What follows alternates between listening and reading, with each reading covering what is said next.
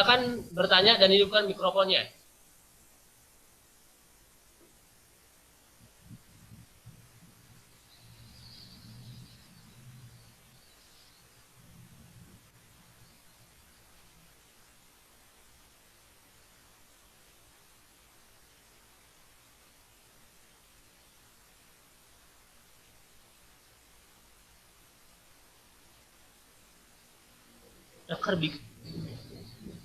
Sepertinya Pak Moderator,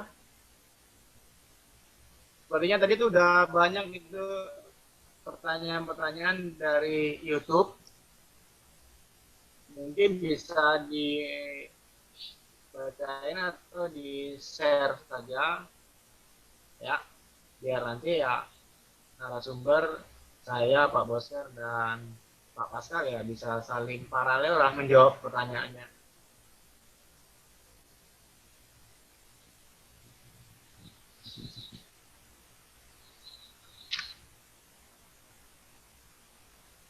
Bagaimana Pak Moderator? Baik, saya akan membacakan pertanyaannya ya. Dan pertanyaan ini yang kami rangkum dari YouTube. Jadi untuk itu kepada narasumber untuk menjawabnya nanti secara paralel. Baik, di sini ada kurang lebih 20 pertanyaan dari Bapak Ibu yang live di YouTube. Dan pertanyaan pertama yaitu dari Rahmat dari Stikes Maluku Utara. Terima kasih atas pertanyaannya karena sangat luar biasa.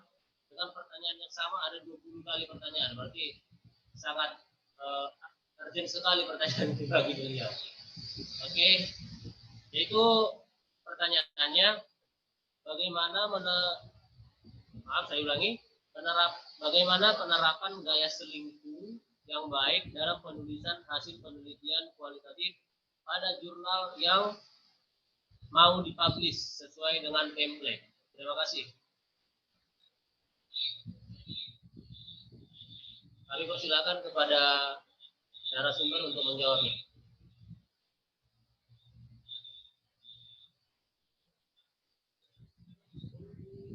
Share screen aja, Pak Moderator. Kebetulan saya di Bandung ini hujan lebat. Bagaimana Pak Moderator? Kebetulan di Bandung hujan lebat ini.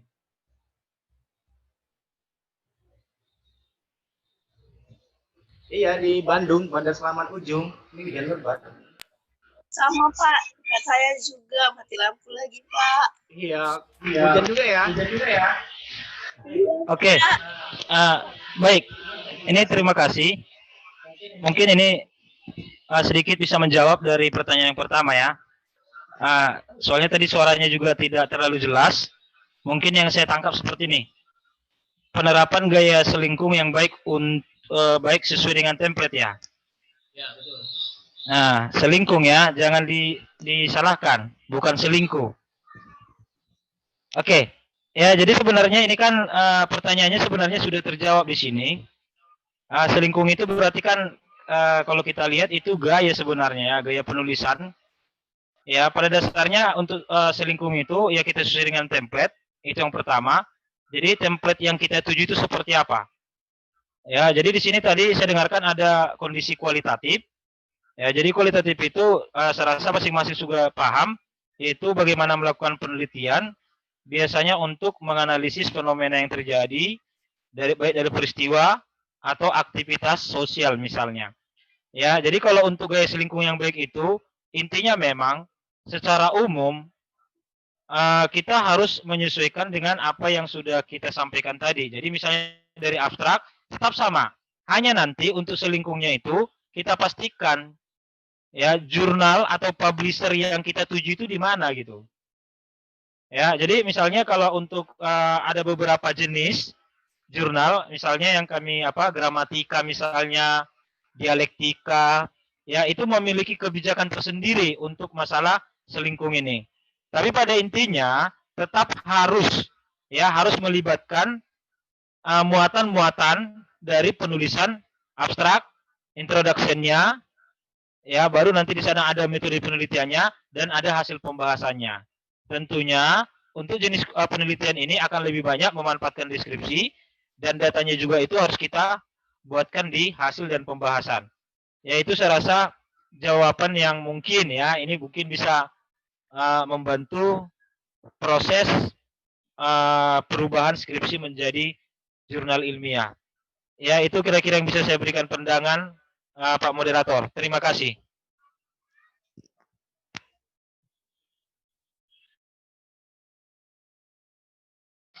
Terima kasih. Untuk teman-teman, sekali lagi bagi teman-teman yang di Zoom yang ingin bertanya, boleh angkat tangannya.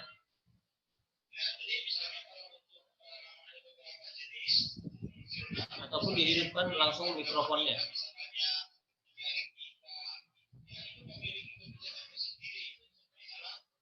Baik, kalau nggak ada bagi Bapak Ibu yang di Zoom. Pak, mau tanya. Oh baik, silakan. Saya mau bertanya dengan Pak Alex. Jadi itu kan kalau Mendeley itu ada dua ya Pak ya, Mendeley web dengan Mendeley desktop. Jadi untuk menggunakan Mendeley tersebut, itu apakah ada bedanya atau tidak Pak? Nah, sekian, terima kasih. Baik, langsung dijawab Pak Alex. Oke, baik. Terima kasih kepada Abang Ganteng ini. Tapi saya namanya kurang, tolong sebutin namanya. Nama saya Awaludin Fitra, mahasiswa dari Pelita Nusantara. Terima kasih Pak. Memang luar biasa nih mahasiswa Pelita Nusantara ini. Baik, jadi tadi juga saya lupa menyampaikan ada namanya kan tadi saya juga itu ada Mendeley dari desktop, dari web importer ya. Nah, kalau untuk menggunakan web Mendeley importer, ya sebenarnya tidak ada bedanya karena hanya cara menambah filenya aja yang berbeda. Kalau kita dari Mendeley desktop, dari web importer. Nah, kalau web importer itu kita hanya sebatas tidak perlu kita mendownload, kita langsung add saja dan dia nanti langsung masuk ke library atau di file dokumen di Mendeley kita. Ya, tadi saya sebenarnya mau menjelaskan itu atau boleh saya praktekkan sedikit ini, Pak Moderator? Nggak usah Pak, terlalu panjang nanti Pak. Boleh dipraktekkan sedikit ya? Oke ya, saya praktekkan sedikit.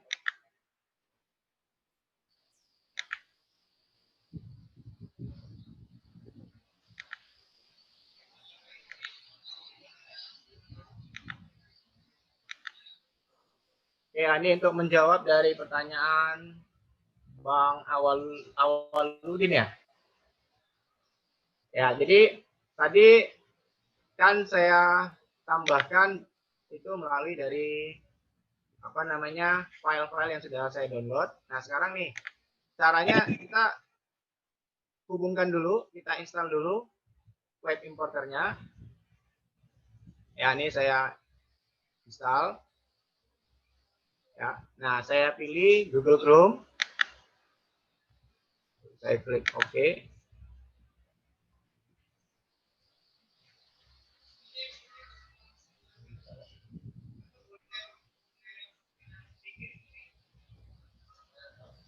Yang muncul di layarnya masih yang layar Mendeley-nya atau yang seperti ini? Layar Mendeley, Pak. Mendeley ya, bukan Iya, Pak. web importer. Belum. Masih desktop. Nah. Di desktop ya, bentar ya. Nah, ini sekarang sudah muncul ya. Sudah, Pak. Sudah. Nah, ya, baik. Jadi sekarang kita install nih Get Web Importer for Chrome ya. Nah, saya contohkan misalnya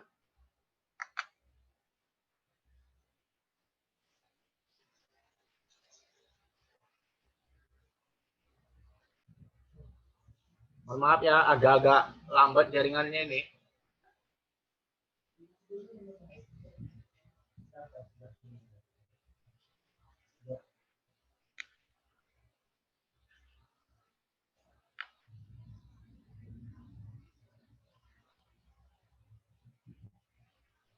Nah, yang berikutnya kita add to Chrome.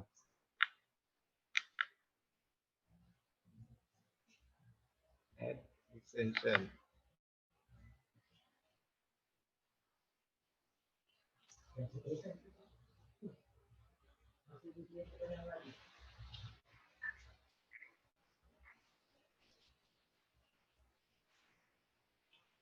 Tapi sambilan juga nih Pak Moderator, sambilan saja ada mungkin pertanyaan yang lain yang mungkin bisa dijawab oleh Pak Pasca atau Pak Bosker. Oh, baik. Untuk mempersingkat waktu ya. Oke, untuk pertanyaan berikutnya, ini saya gabung aja ya pertanyaannya atas Ahan Seno sama Siti Maisaro.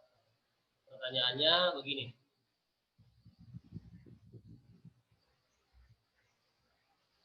Bagaimana cara menangani plagiat? Mohon maaf yang pertanyaannya itu saya ulangi ya, apa saja yang dicantumkan pada bagian abstrak. Nah, sedangkan pertanyaan Siti itu bagaimana cara menentukan pendahuluan pada isi.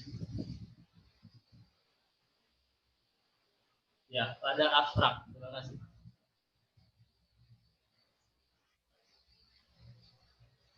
Kepada Pak narasumber, silakan untuk menjawab.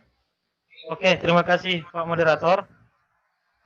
Ya, ini saya kurang dengar, tapi mungkin ada yang saya tangkap sebagian.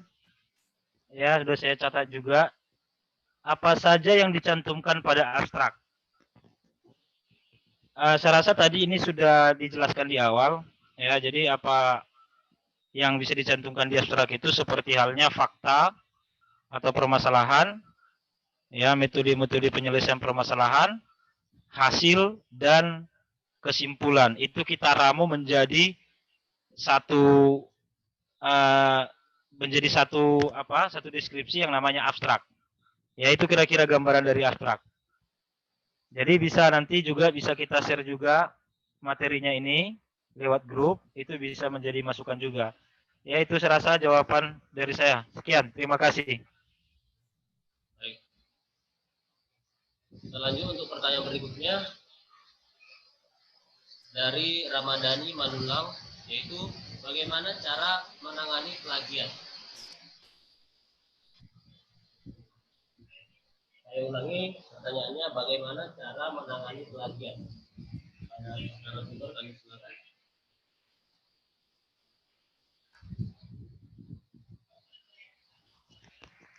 Oke, ya mungkin ini bisa dijawab rekan-rekan yang lain juga ya. Di sini saya bacakan juga, mungkin memperjelas bagaimana cara menangani plagiat. Yang pastinya kita harus menghindari yang namanya plagiasi. Ya, persentasenya itu sesuai dengan tujuan dari publikasi kita. Ya, yang pastinya kan ada tekniknya. Ya, kemarin kalau pernah juga kita lakukan seminar juga, kita biasakan melakukan pengutipan secara tidak langsung. Ya, jadi praprasi lah namanya istilahnya itu ya. Ya, jadi kita rubah tapi tidak menghilangkan makna sebenarnya, makna dari kalimat yang kita buat. Itu juga selagi sumbernya itu kita masukkan gitu kira-kira. Ya, jadi bisa kita rubah, misalnya kita ambil dari satu jurnal seperti yang dijelaskan tadi, lalu kita buatkan di pendahuluan, itu bisa kita rubah dalam bahasa kita sendiri. Ya, itu salah satu cara untuk menangani plagiasi. Jadi untuk persentasenya itu tidak bisa kita sebutkan, tergantung dari publishernya. Ada yang menyatakan publikasinya itu plagiatnya itu hanya sekitar 10%, ada yang menyatakan misalnya 15% atau 20%. Ya, saya rasa itu yang bisa memberikan gambaran tentang penanganan plagiasi. Oke, Pak Moderator, terima kasih. Terima kasih. Kita lanjut untuk pertanyaan berikutnya, yaitu dari MRD. Pertanyaannya adalah, apakah dalam pembuatan skripsi harus menggunakan daftar pustaka? Silakan pada Pak narasumber, silakan menjawab.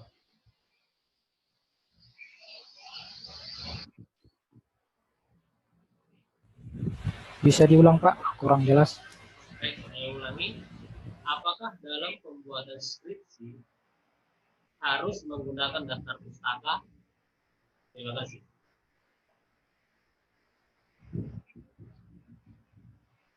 Oke, baik. Nah, sebaiknya ya, seperti yang dijelaskan dalam webinar yang lalu atau minggu lalu, sebaiknya menggunakan daftar pustaka. Mungkin kalau dijelaskan nanti lagi bisa memakan waktu, Pak. Tapi sebaiknya dan harusnya menggunakan daftar pustaka. Terima kasih. Baik, terima kasih atas jawabannya. Kita lanjut untuk pertanyaan berikutnya, yaitu dari Abdul Mawar. Pertanyaannya adalah, bagaimana menentukan judul yang kreatif pada jurnal agar lebih menarik? Saya ulangi, bagaimana menentukan judul yang kreatif pada jurnal agar lebih menarik? Terima kasih.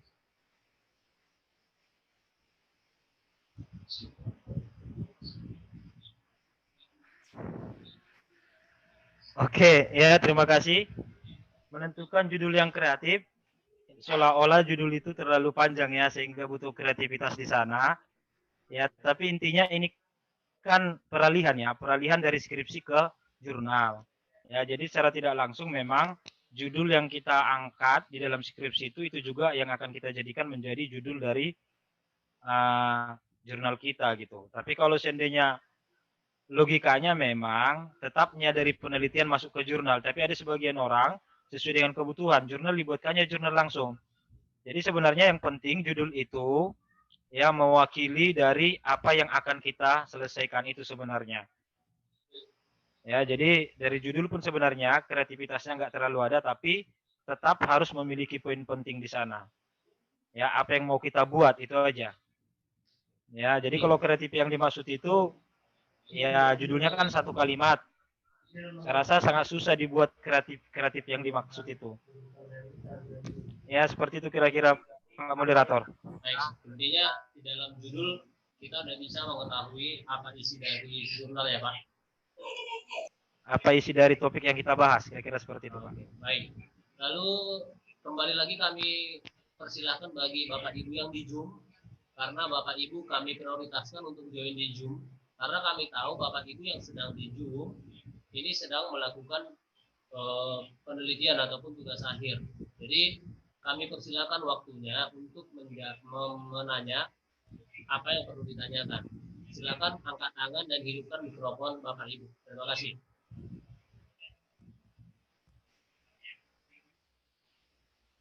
Luar biasa ya.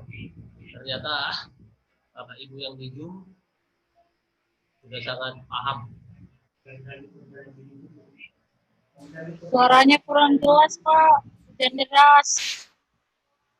Oke, kami ulangi kepada Bapak Ibu, pertanyaan ya boleh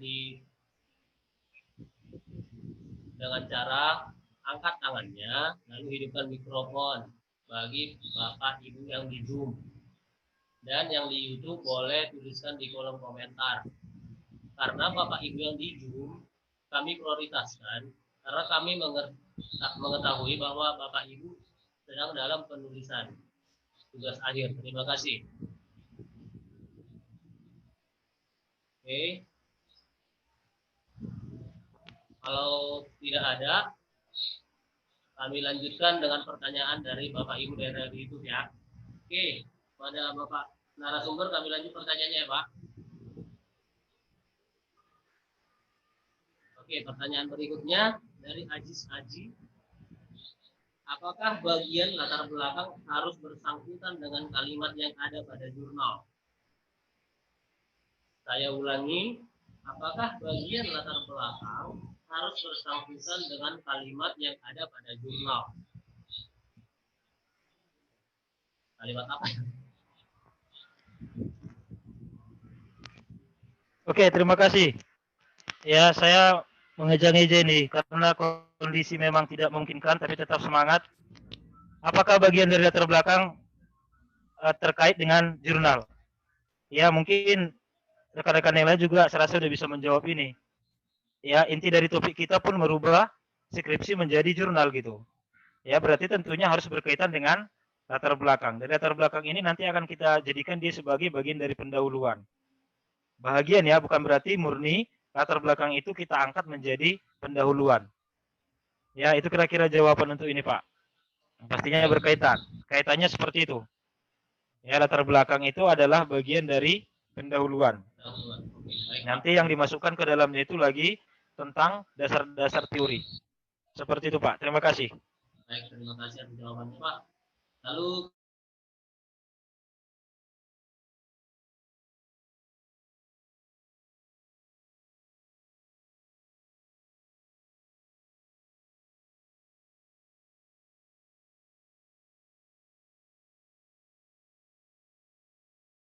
kita lanjut ke pertanyaan berikutnya dari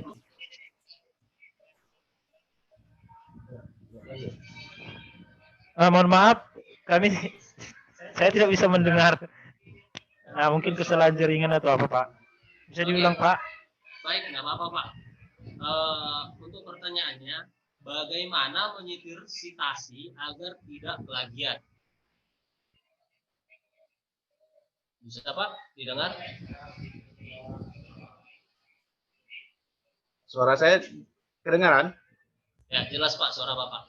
Nah, baik. Jadi bagaimana untuk membuat sitasi agar tidak plagiat, kan seperti itu ya.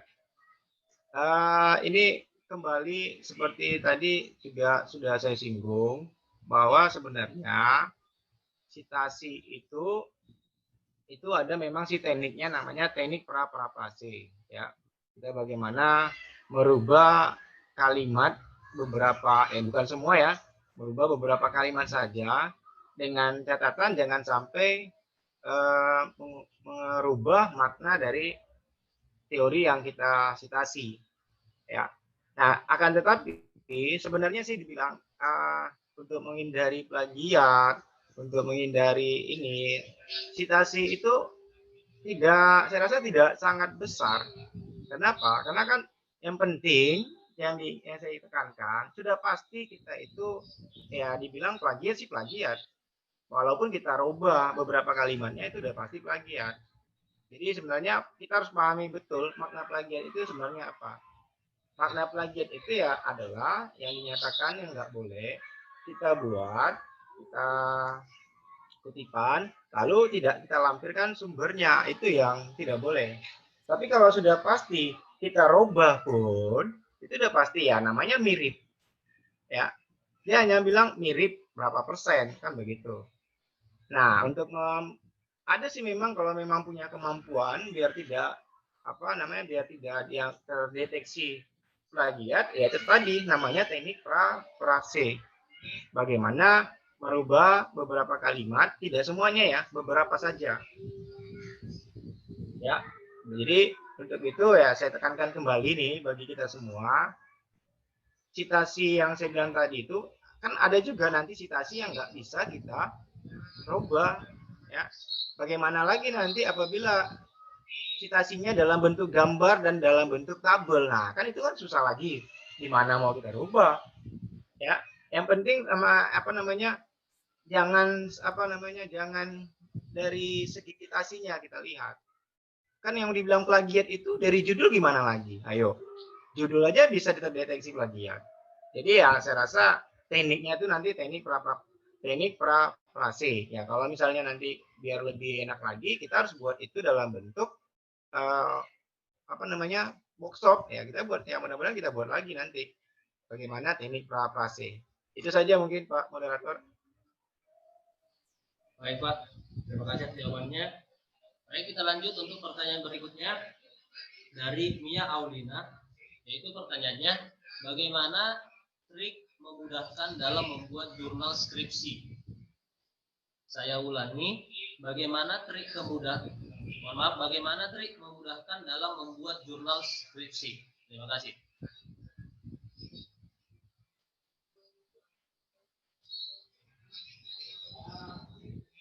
Bukan jurnal skripsi ya, Pak Moderator ya. Ya. Jadi ya kalau jurnal ya jurnal, cuma jurnal itu bisa saja ada yang buat dari luaran dari skripsi, ada yang bentuk dari luaran disertasi, ada yang nih. Kalau dibilang triknya Ya salah satu triknya adalah mengikuti dalam bentuk kegiatan-kegiatan ya seperti ini.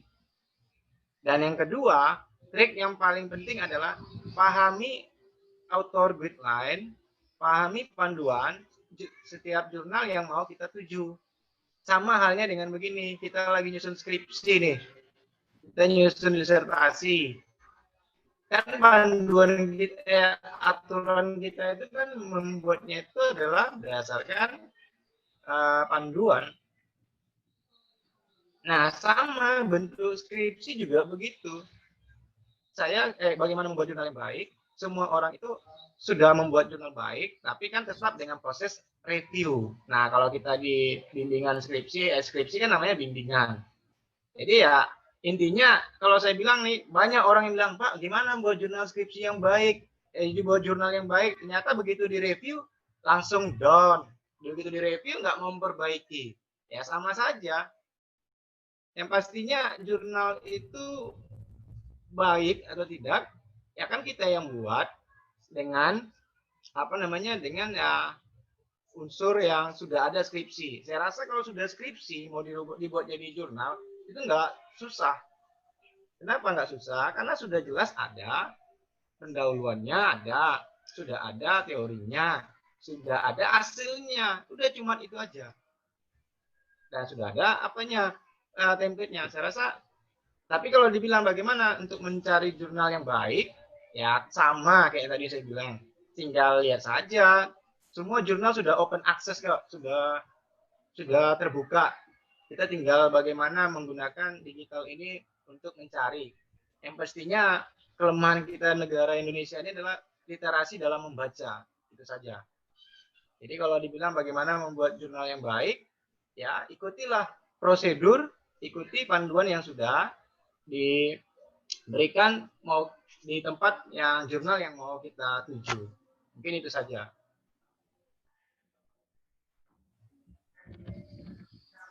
Oke, kita lanjut ke pertanyaan berikutnya dari Johanna Kristi. Oke, mungkin tadi udah ada sedikit jawabannya dari Pak Riki ya. Soalnya pertanyaannya terkait jurnal. Nah, pertanyaannya, bagaimana tips memilih jurnal yang menarik? Begitu Pak. Bisa dilanjutkan aja mungkin. Tadi sudah saya jawab juga. Cuma kan begini, bagi kita semua, bagaimana memilih jurnal yang baik? Cuma satu, tinggal lihat saja di jurnalnya itu bidang ilmunya apa, fokus dan skopnya apa.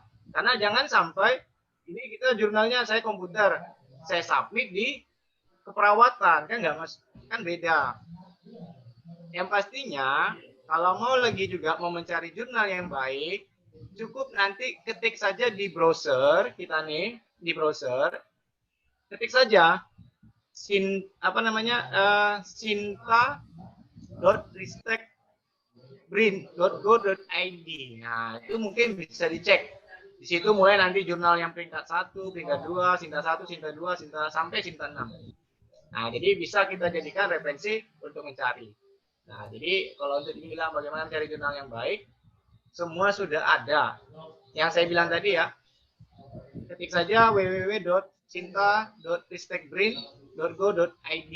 Nanti pilih source, pilih jurnal. Nah, nanti situ silakan saja ketik misalnya jurnal kesehatan, jurnal kebidanan, jurnal komputer, semua ada. Ya, mungkin itu saja Pak Moderator. Baik Pak. Terima kasih. Kembali lagi kami tanyakan kepada Bapak Ibu yang di Zoom, apakah ada yang mau bertanya?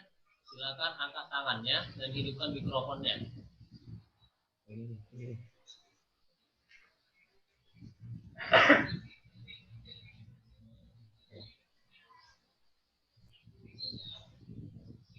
Belum ada juga. Kalau belum ada, kita lanjut ke pertanyaan dari YouTube. Oh, iya. Aku ini dulu. Baik, kita lanjut. Pak Moderator. Nah, baik. Dari ULB Ibnu Rashid Munte ya. Ya. Bagaimana trik mempraprasaikan kalimat biar terhindar dari plagiat? Nah, itu ya ada tuh ya pertanyaannya. Ya, ya. Silakan dijawab. Dari Ibnu Rashid Munte. Boleh Ibnu Rashid Munte mungkin bisa, boleh saja langsung karena ini kan via Zoom. Karena kan kita juga pengen lihat wajahnya ini. Oke, bisa di host, bisa pandu untuk mensorot apanya.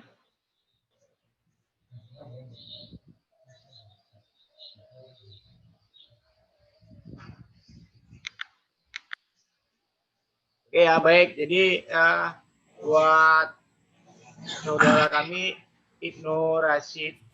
Ya, hadir Pak, hadir Pak. Ya, bagaimana?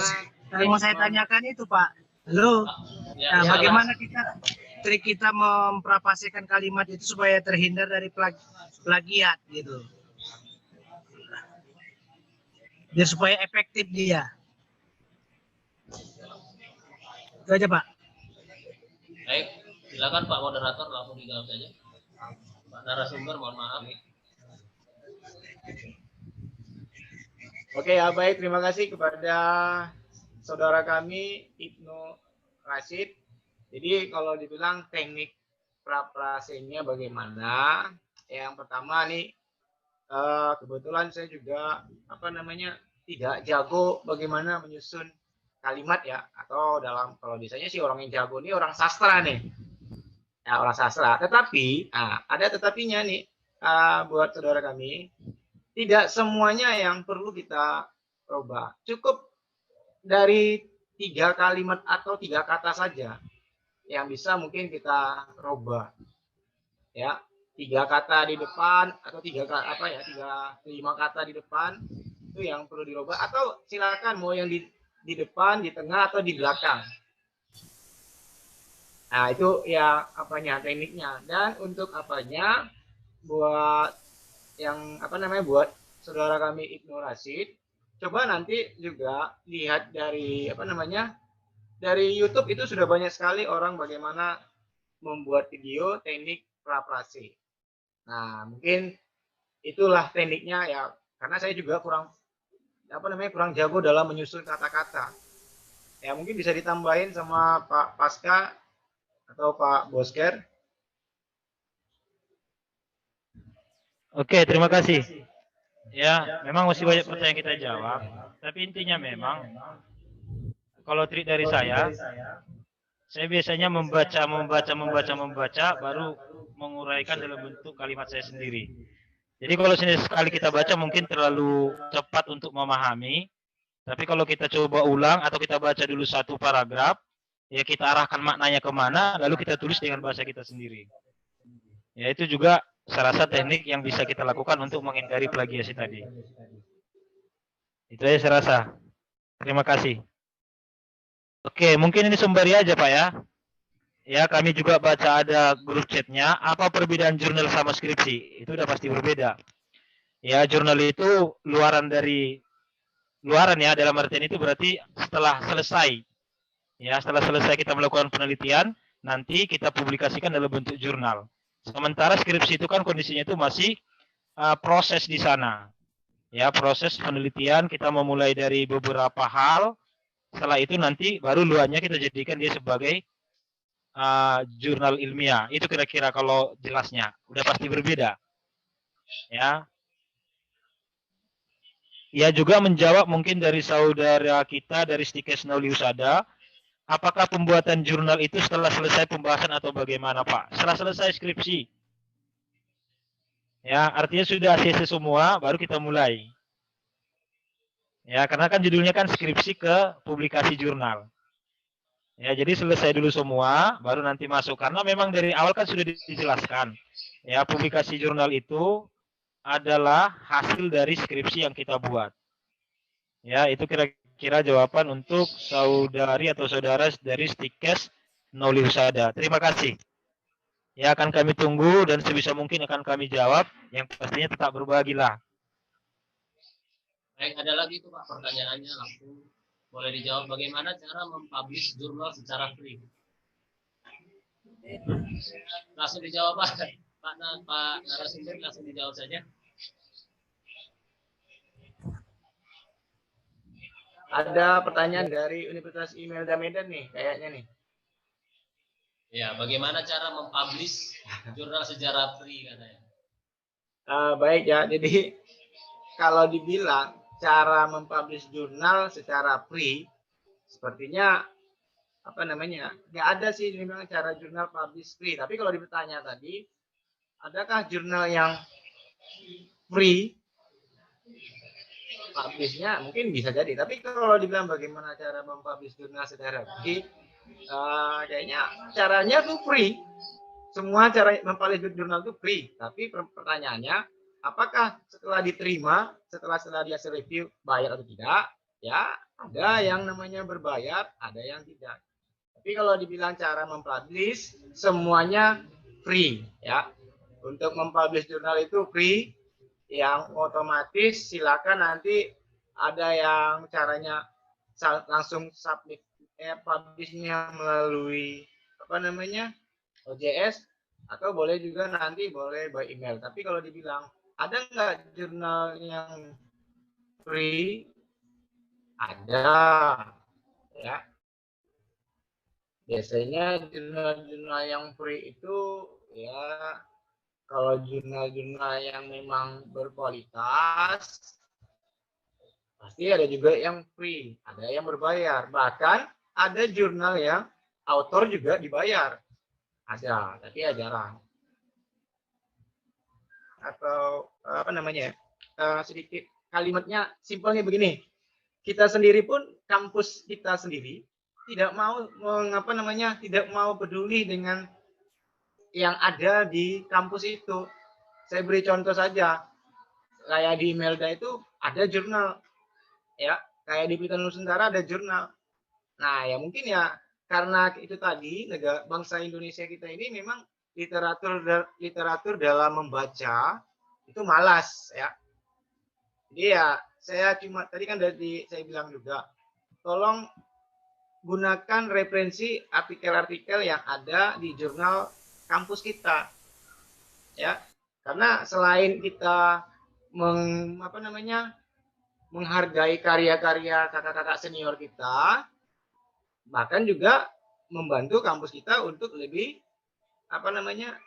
bermanfaat semuanya yang ditulis oleh sebelumnya. Jadi kalau dibilang free ada banyak yang free, ya. Itu untuk use me ya.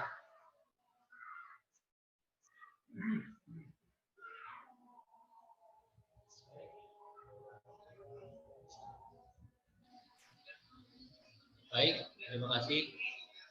Ini sedikit informasi aja bagi Bapak Ibu yang sedang penyusunan skripsi ataupun penyusunan jurnal. Nanti kita bisa sharing di grup WA bagaimana sebenarnya untuk melakukan publish dengan gratis. Jadi nanti kita bisa berlanjut diskusinya di grup WA bagi Bapak Ibu yang sedang menyusun ataupun yang sedang membuat jurnal. Terima kasih. Oke, terima kasih. Ini Sri Wahyuningsi ya. Sri Wahyuningsi. Ya. Gimana jika saya memasukkan paper ke sebuah conference yang menjanjikan, ini bahasanya agak bagus ini, berarti sudah paham ini masalah publikasi, yang menjanjikan tulisan terbit di jurnal, dan bagaimana memastikan jurnalnya berkualitas atau tidak. Iya, ini dijanjikan kemana? Untuk memastikan, ini kan masalah publishernya maksudnya kan. Publishernya itu berarti kita pastikan di mana publishernya itu. Apakah sudah disampaikan, publish di sini, publish di sini. Kalau sudah dipastikan di sana, biasanya kan sudah dibuat itu, dia terindeks apa gitu. Kita kan kualitasnya itu kan dinilai dari apanya, dari indexingnya, baru akreditasinya kalau di kita, Sinta 1 sampai Sinta 6. Ya bahkan mungkin ini bisa jadi yang diarahkan dia ke Scopus, bisa jadi, ya, atau ke Scopus Q1, Q2, Q3, Q4 gitu. Ya, jadi pastikan lagi. Tapi saya rasa kalau untuk masih skripsi, ya serasa ikuti aja dulu. Nah, tapi nggak ada salahnya, mana tahu bisa masuk ke Scopus ya kan. Oke, jadi untuk memastikan itu aja. Dia sudah terindeks di mana dan akreditasinya itu sampai di mana. Oke, terima kasih.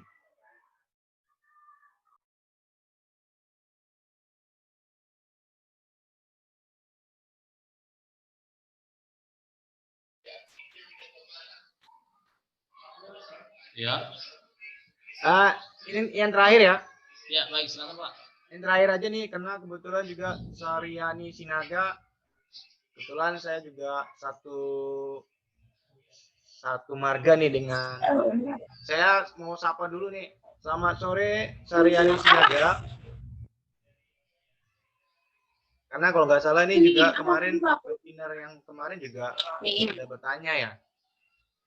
Nah ini pertanyaan yang terakhir yang mungkin ya saya jawab. Ingin bertanya apakah skripsi itu harus mempunyai hipotesis? Kalau dibilang skripsi harus punya hipotesis ya bukan skripsi aja. Yang namanya untuk penelitian itu sudah pasti ada hipotesis. Tapi kadang di isi skripsinya tidak dituliskan. Ya, tapi kan sebenarnya gini, skripsi itu, penelitian itu muncul ya pastinya hipotesis dulu. Ya, saya beri contoh nih, hipotesisnya. Banyak sekarang orang mengadakan webinar gara-gara pandemi. Nah, itu hipotesis. Maka oleh karena itu kita teliti, benar nggak gara-gara pandemi ini orang banyak melaksanakan webinar? Ya, cuma di skripsi tidak dituliskan. Ya. Nah, mungkin ya ada sih beberapa, saya nggak tahu apakah mungkin ada di skripsi-skripsi di tempat lain atau di ya, bidang ilmu pendidikan ya mungkin ada ya dituliskan ada. Tapi ya kalau di skripsi yang di bidang yang kayak komputer kita nggak ada. Tetapi itu tetap sebagai pedoman kita untuk mencapai hasil skripsi apa tadi, topiknya tadi. Jadi itu yang bisa saya jawab dari Saryani Sinaga dari Universitas Simalungun. Jadi itu saja Pak Moderator. Baik, terima kasih atas jawabannya Pak.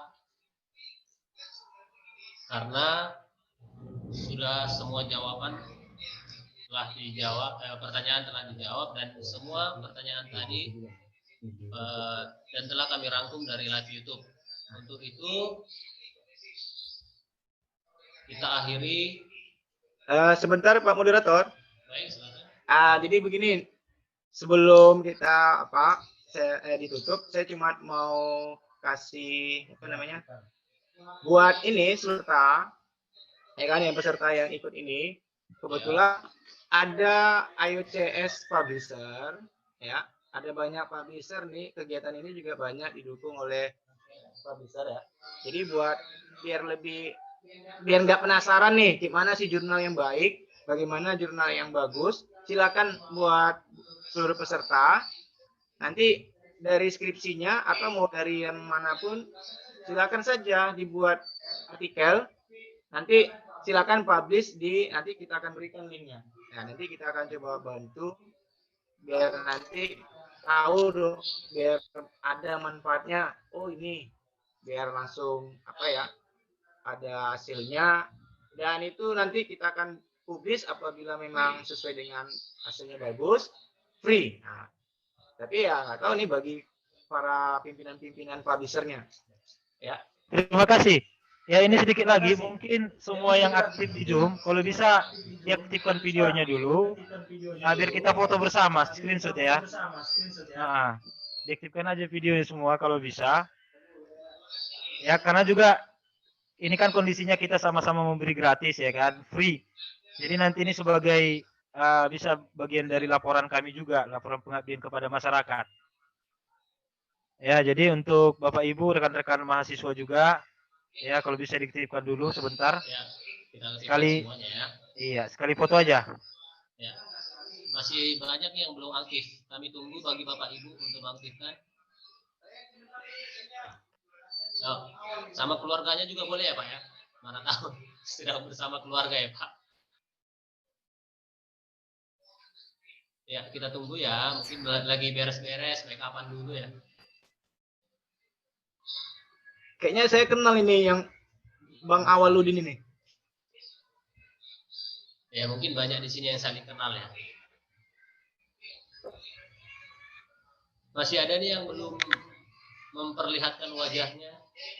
Kenal di mana Pak Alex?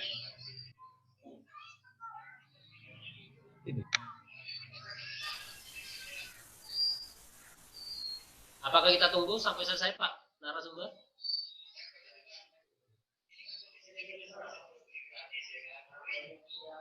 Tidurnya mungkin Ketiduran. tidak terlalu mau disorot. Terlalu privacy ya. Oke. Bisa jadi tidur. Ya. Ya mungkin pemaparannya sangat menyejukkan ya. Oh sudah? Oke baik, saya kasih aba-aba ya. Saya kasih aba-aba. Bebas untuk posenya ya. Oke. 3, 2, 1. Mulai.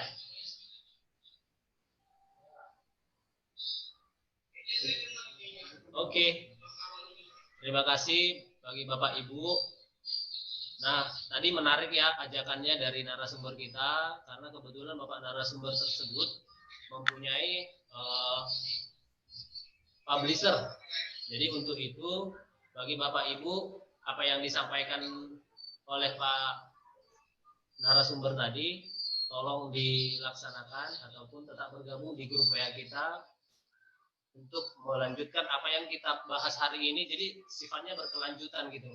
Jadi apa yang kita pelajarin, ternyata ada nih tempatnya, wadahnya untuk mempublish. Jadi apa yang kita bahas hari ini nggak sia-sia, langsung ada take action-nya. Untuk itu dari Bapak Ibu tetap tetap bergabung di WA Group dan nanti akan kita bagikan link publisher-nya.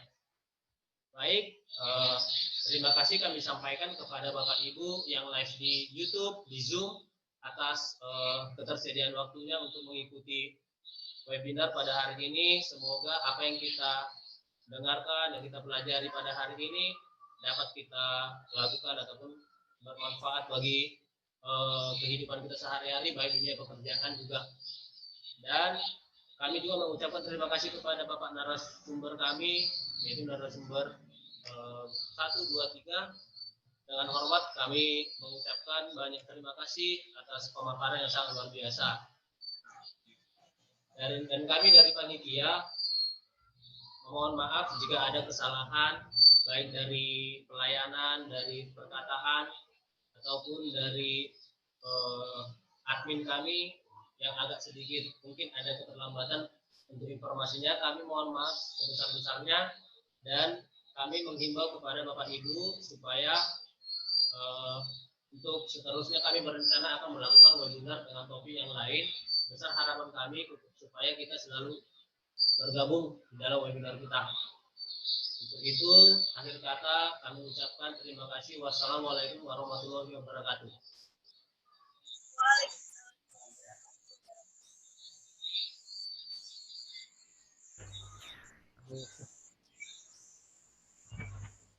Bisa lihat Bapak Ibu?